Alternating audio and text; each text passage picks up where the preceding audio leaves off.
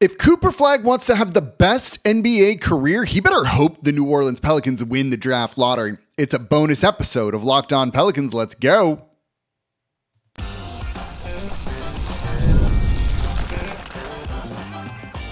You are Locked On Pelicans, your daily New Orleans Pelicans podcast, part of the Locked On Podcast Network, your team every day. Welcome to another edition of Locked On Pelicans, the daily podcast covering your favorite team, the New Orleans Pelicans and NBA, part of the Locked On Podcast Network, your team every day, available wherever you get your podcasts and available on YouTube. I'm your host, Pelicans Insider, credential member of the media, Jake Madison, at NOLA Jake on Twitter. Here with you on this Saturday. It's a bonus episode of Locked On Pelicans since I missed a few episodes earlier in the week with COVID. But look, the lottery's on Monday. We're talking Cooper Flagg. I want to get all this stuff in here before kind of the deadline there. So we're doing a bonus show for you on the weekend here. I'm going to tell you why New Orleans is the best fit for Cooper Flagg, and also why the biggest concern about bringing him into New Orleans is actually not a concern at all and a good problem to have. It's a bonus episode of Locked On Pelicans. Today's episode is brought to you by Game Time. Download the Game Time app, create an account, and use code LOCKEDONNBA for $20 off your first purchase. And of course, thank you for making Locked On Pelicans your first listen today and every day. We're here Monday through Friday, the #1 Pelicans podcast, covering everything you want to know about this Pelicans team. So please subscribe wherever you get your podcast and join over 11,000 Pelicans fans on YouTube as well. And become an everydayer. Listen Monday through Friday to the Locked On Pelicans podcast. And if you're an everydayer, let me know in the comments down below. So let's get right into this with the draft lottery, like less than 48 hours. Is that what we're on? 72 hours away, depending on when you're listening to this. It's almost here. And I am excited. You should be excited too, because Cooper Flagg is that good of a prospect, a generational talent, the most hyped guy since Zion Williamson, who was the most hyped player since Anthony Davis. And Anthony Davis was probably the most hyped prospect coming into the league since LeBron James. Cooper Flagg is in that kind of comparison here. When you look at his NBA comps, these are the names that you throw out there. Players currently playing. Jason Tatum is one of them, right? A very athletic forward who can play inside, outside, who can create offense for others with his passing and impacts the game on a defensive way. Being able to score at all three levels is really important, and he does that. Kawhi Leonard is one of them too. I saw a GM compare him, an anonymous GM compare Flagg to prime Kawhi Leonard, who when he was in his prime was one of the best players in the league, right? On a lower end, it's a guy like OG Anunoby for the Knicks, who's been phenomenal as a defender with him and a guy that just impacts winning with that physicality, lateral quickness like that, and length. He can cover the court in just big strides and is a menace defensively. And the players before that who are no longer in the league, right? Scottie Pippen is an NBA comp for Cooper Flagg. Again, the ability to cover what he does defensively is very, very special, while also having it as a ball handler, ideally a second ball handler, but also a three-level scorer. The other name you don't really hear about enough is Andre Kirilenko, who's a player way ahead of his time.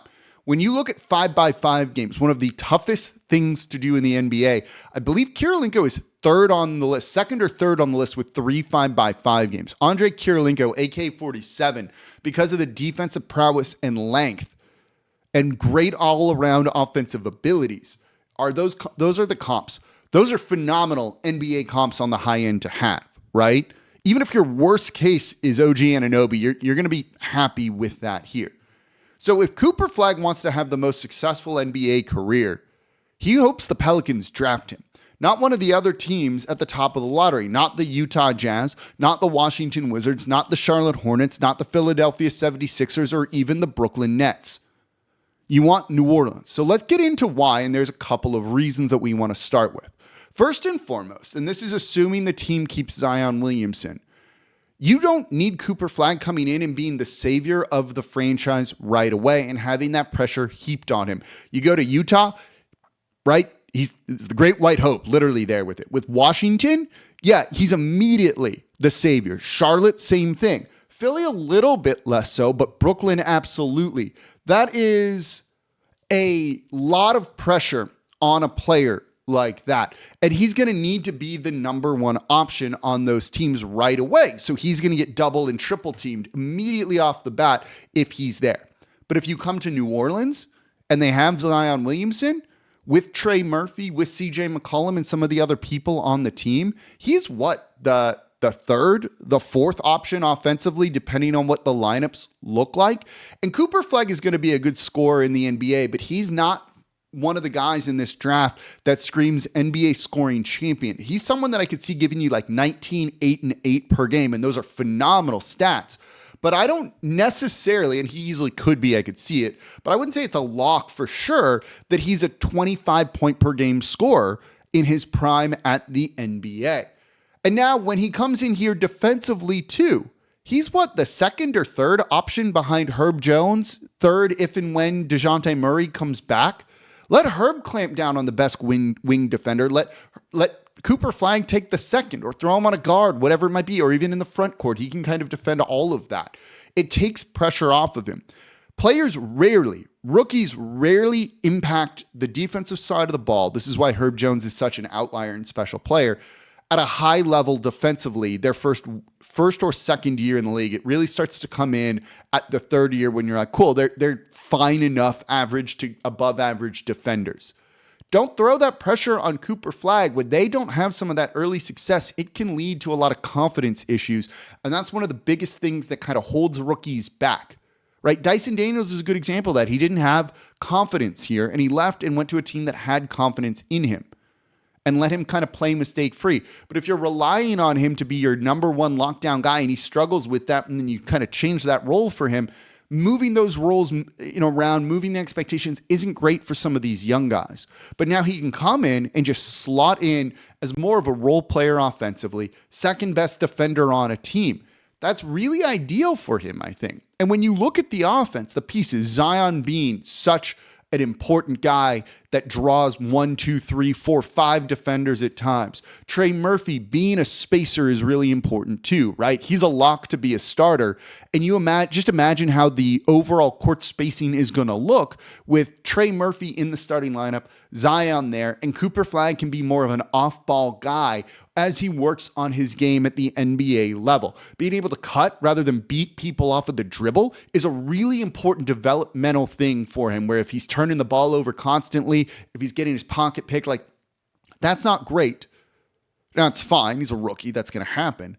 But if you can do it in a little bit just stress-free environment and have more of a clearly defined role that isn't the savior of a franchise, that speaks to a lot of development here for him. And I think that's a really important thing. Again, this is about the longevity of his career, achieving the greatness that he can achieve as quickly as possible. It's going to happen more in New Orleans, or sooner in New Orleans, than it would in any of those other franchises. And let's get into this next part, because I think the Pelicans have done a very good job of developing players. There's an asterisk to that. We'll get into that, and I'll tell you what that is. That's coming up here next in today's episode of Locked On Pelicans.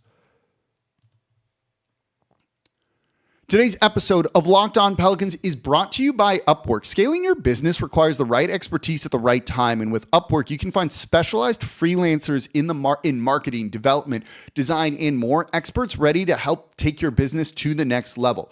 Upwork gives business flexibility by connecting them with top freelance talents across multiple industries, including IT, AI, web development, marketing. Do you know how to do all of that? So whether you need extra hands for a project or a long-term partner, Upwork makes hiring simple and affordable. If you need help connecting with a marketing campaign because that's not your expertise, Upwork can connect you with a freelance expert who can deliver incredible results. And posting a job is free and simple, and within a day, you're going to have multiple qualified candidates to choose from. So visit Upwork.com right now and post your job for free. That's UPWORK.com, Upwork.com, to connect with top talent and grow your business today. Today's episode of Locked On Pelicans is also brought to you by Game Time. There's nothing like the atmosphere of a live event, whether it's an NBA playoff game, a comedy show, concert, whatever it is. It's just electric when you're there. And with Game Time, you can be part of the excitement without the stress of last-minute ticket hunting. Game Time makes it fast and easy to get playoff tickets or other events, even when demand is sky high. And prices on the app actually go down as tip-off gets closer, and their last-minute deals can save you up to 60%. That's what I love about Game Time. Bored on a Friday, don't know what to do? Go check out the last-minute deals. Save up to 60% off buying last minutes for sports, concerts, comedy, theater, and more. And their all-in pricing means no surprise fees at checkout. What you see is what you pay. So take the guesswork out of buying tickets with Game Time. Download the Game Time app, create an account, and use code LOCKEDONNBA for $20 off your first purchase. Terms apply. Again, create an account, redeem code LOCKEDONNBA for $20 off. Download Game Time today. Last minute tickets, lowest price guaranteed. And thank you for making Locked On Pelicans your first listen today and every day. We're here Monday through Friday, the #1 Pelicans podcast, covering everything you want to know about this Pelicans team. So please subscribe wherever you get your podcasts and join over 11,000 Pelicans fans on YouTube as well. And for your second listen, check out Locked On NBA Game Night. I'm on there every Friday. Every game, every night until an NBA champion is crowned. Get local analysis on a national scale. Find NBA Game Night on Locked On NBA on YouTube or wherever you listen to your podcasts.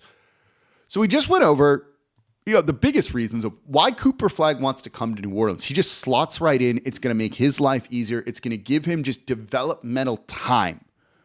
You don't need to go in and be the savior of a franchise, which is a lot on a player. And while I do think Cooper Flagg will live up to that, I think he's not good. You don't necessarily need that pressure if you can avoid it.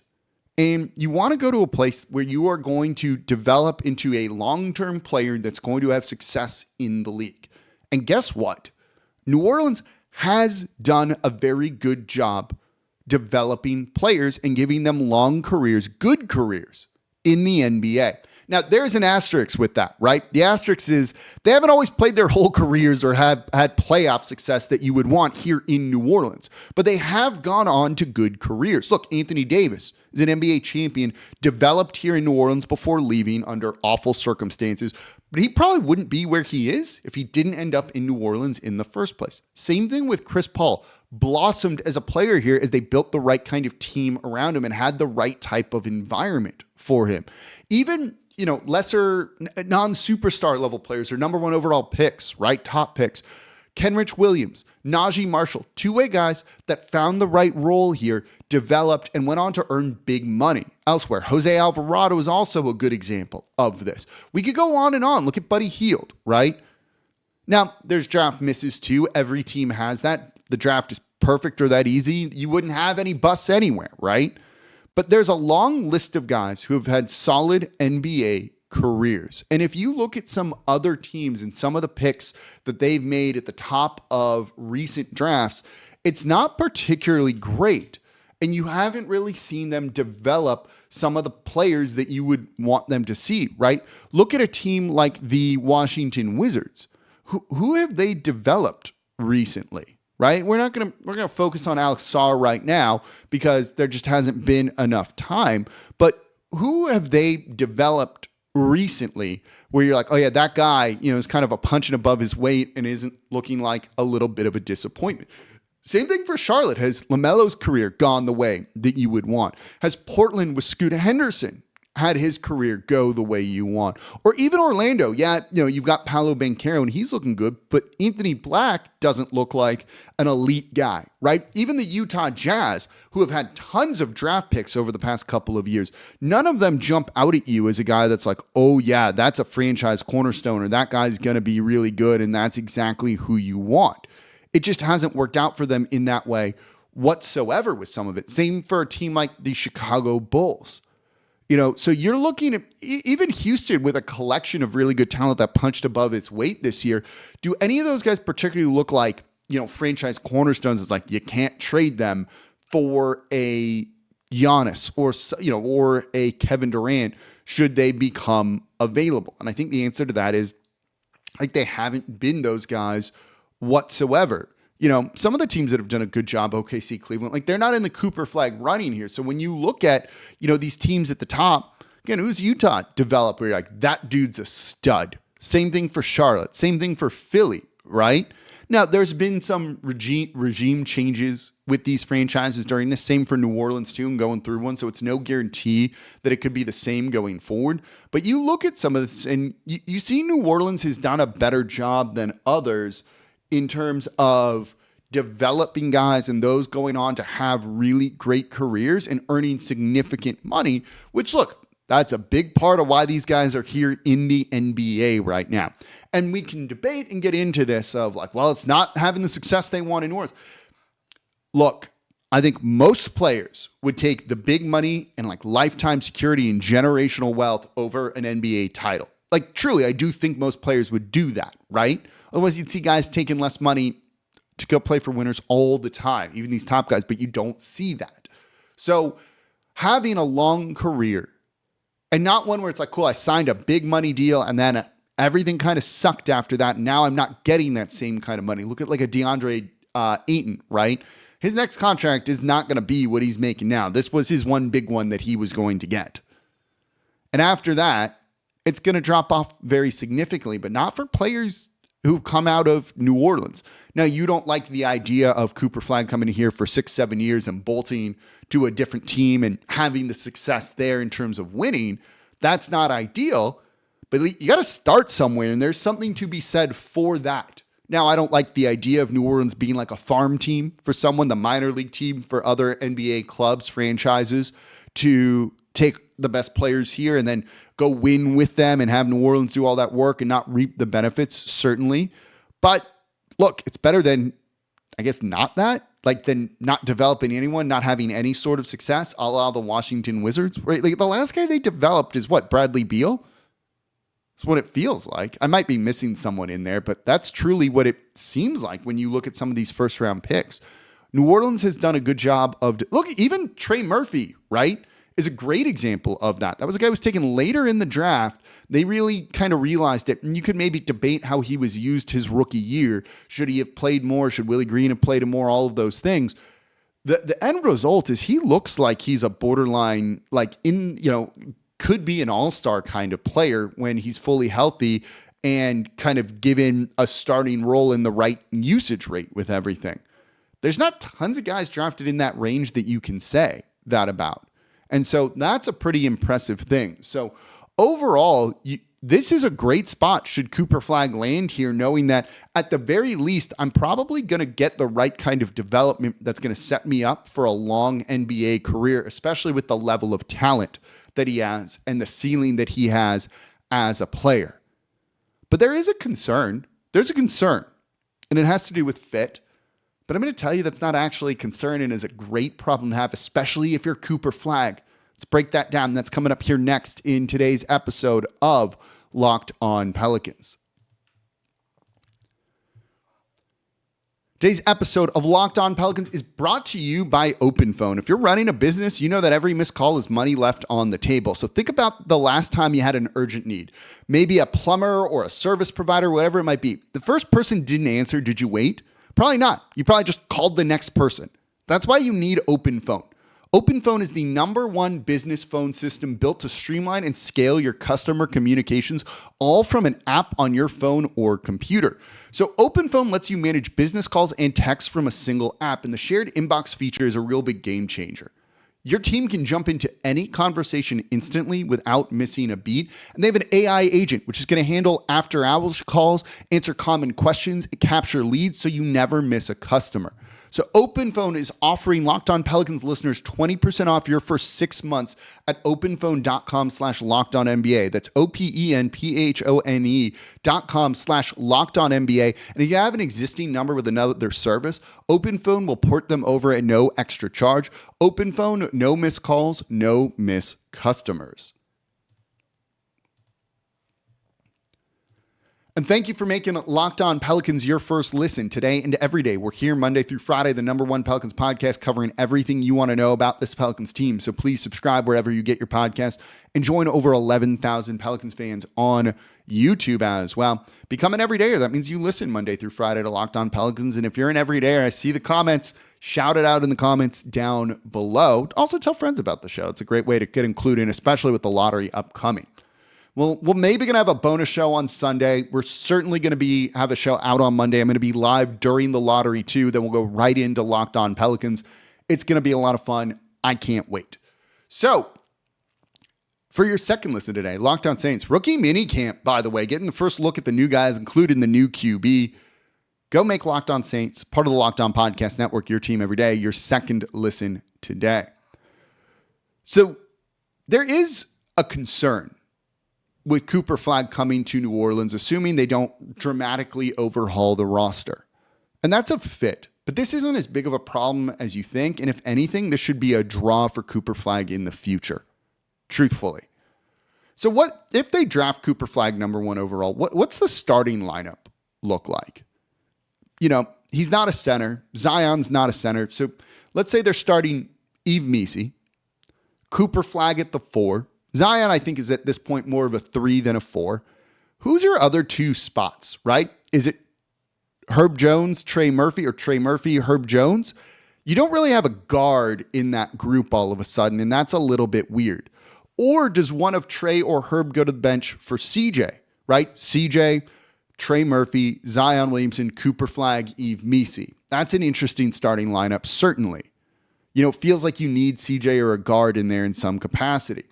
Or is it you need a point guard? We've learned that the importance of that. Say you could sign Chris Paul or bring back Elfrid Payton. Is it whoever your point guard is? CJ McCollum, Trey Murphy, Zion Williamson, Yves Missi? Do you bring Cooper Flagg off the bench? Do you try and make this work without Yves Missi starting and with Zion at the 5, Trey at the 5, Herb at the 5, Cooper Flagg at the 5? You know, those are all... I don't know how it all fits together necessarily, right? So does that create problems? And if you bring Cooper Flagg off the bench, is that really what you want? That doesn't seem like an ideal situation for the number 1 overall pick, right? Like you do need to play him. You do need him to be getting minutes. Fans are also just going to want to see him starting. It just kind of goes that way and frankly should be that way, in my opinion. So if that's the case, how do you make that all work? And is that a bigger barrier to entry here or something like that for the New Orleans Pelicans? And maybe that to Cooper Flagg and his camp makes it kind of unappealing in a sense. It could. But I actually don't think this is a big problem because if the Pelicans are kind of going through a little mini rebuild refresh, let's call it, you know, you're going to get Cooper Flagg in. You're going to throw out the best lineups you can throw out. And if they're good, cool, awesome, you win. If they're not, you're going to make some bigger changes, and it could likely mean that Zion Williamson is gone. So after a year of this kind of like roster being like, oh, this is a little weird, the Pelicans have much more data, know what they need to put around Cooper Flagg and where he slots in, where his strengths at the NBA, where he's adjusted well to the NBA, where he needs to grow and that sort of thing, where you need to kind of, what you need to bring in to kind of overcome those deficiencies, which will get sorted out over time, right?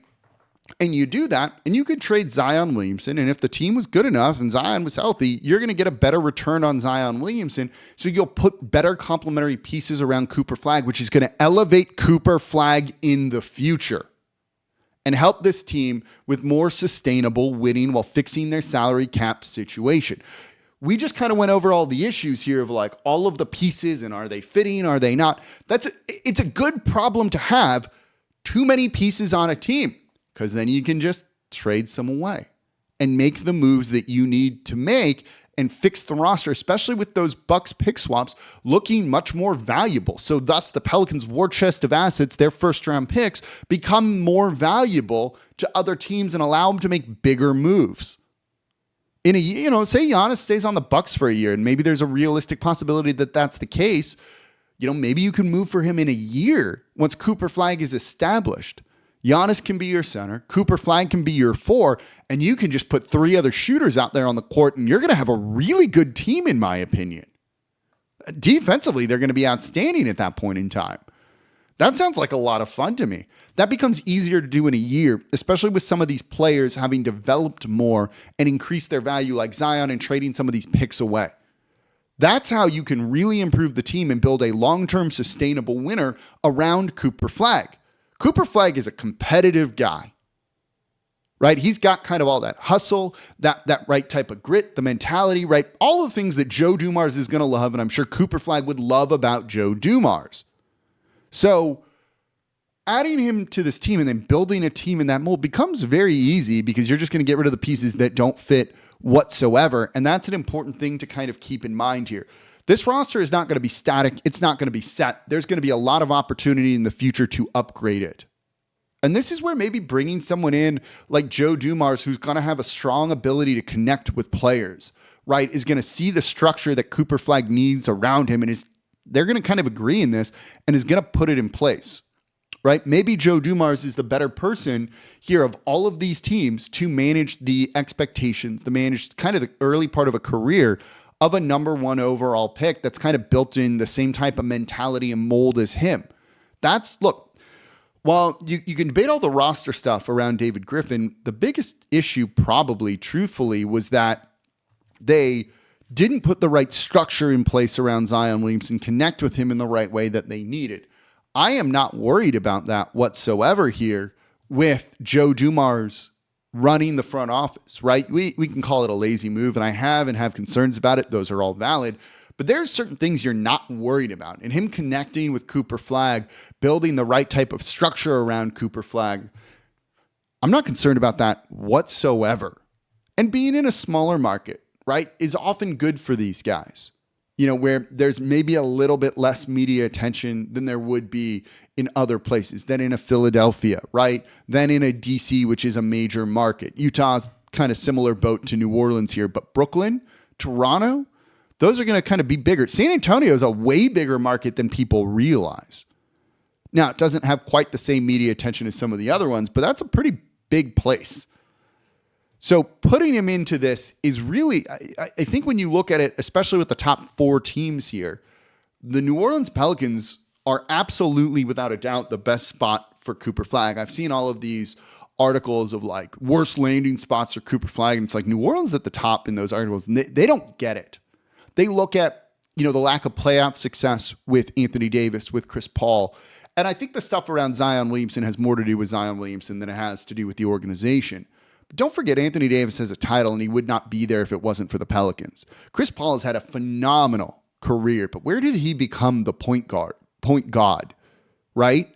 It was here in the development they had here that set the base, the foundation for the rest of their careers. And while I want that success to be here in New Orleans for Cooper Flagg, you get the point that I'm making, even if it doesn't feel that good. Truthfully, I understand that. But there's something to be said for at least developing guys in the first place, right? And you don't see that in a lot of other organizations. So this is why, for all the reasons above, that he doesn't need to come in and be the savior of the franchise right away, that Cooper Flagg should want New Orleans to win the NBA lottery, even if other people don't. He wants to have the best career going forward with the most success possible and the most money going forward. It's going to be here in New Orleans. And we laid out the reasons why. Even the big concern about what's your starting lineup next year going to look like. Don't care because you can fix it later and it's pretty easy to do so. Right? Trading away talent is easier than acquiring talent overall. And you're still going to be able to acquire talent coming back in it because you have talent here. So it's a great problem to have for the team, for Cooper Flagg and his future. Do you agree? Do you disagree? Let me know in the comments down below. What do you think? I'm curious. So that's going to do it for this bonus Saturday episode of Locked On Pelicans. I appreciate y'all so much for listening. As always, I'm your host, Jake Madison, at NOLA Jake on Twitter. This is the Locked On Pelicans podcast, part of the Locked On Podcast Network, your team every day. Maybe a bonus show on Sunday, not sure yet, but we'll certainly have a ton coming for you on Monday. Live show Monday evening too, during and after the lottery. I'm looking forward to it. It's going to be a lot of fun. I will see y'all next time.